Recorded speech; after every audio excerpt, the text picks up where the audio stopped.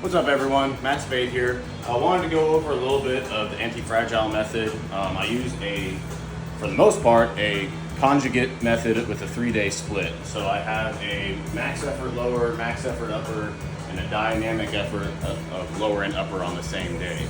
This works really well for my shift as a firefighter, 24 on, 48 off. I can do my main strength work on one of my 2 days off. And that way I'm able to make sure I get good sleep, good recovery, because you can only get better if you're recovering. So the way I have it split, there's lots of ways to run conjugate. Now I've never trained at Westside Barbell. I've just read a whole lot of Louis Simmons' book and listened to a whole lot of guys that have trained there.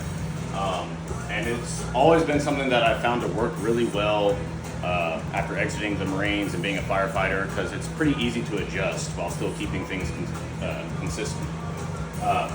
So I cycle through, and then again, there's lots of ways, but for each week for the max effort stuff, for lower, I go through a squat, then the next week a good morning variation, and then the next week a deadlift variation. There's other ways to do it. Sometimes it stays a squat variation, but this is just how I'm doing it right now. For the max effort upper, there's a horizontal press, then the next week a vertical press, then the next week an angled press. And that's just for the max effort days. You change those up, slight variations, and then the dynamic effort work stays the same throughout the 3 weeks, but you do a gradual increase, maybe add 5-10 pounds to the lift, focusing on speed.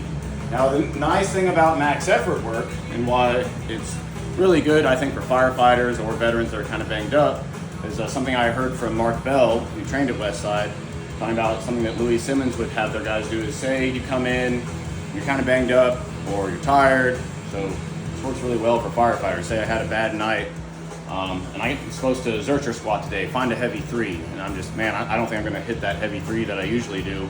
Well, let's change it up then. So instead of adding plates, I'm gonna just add a whole bunch of chains.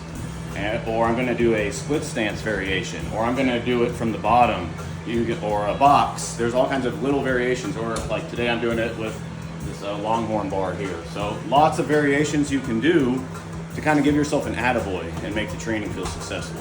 So just wanted to explain a little bit of the method behind the madness. So yeah.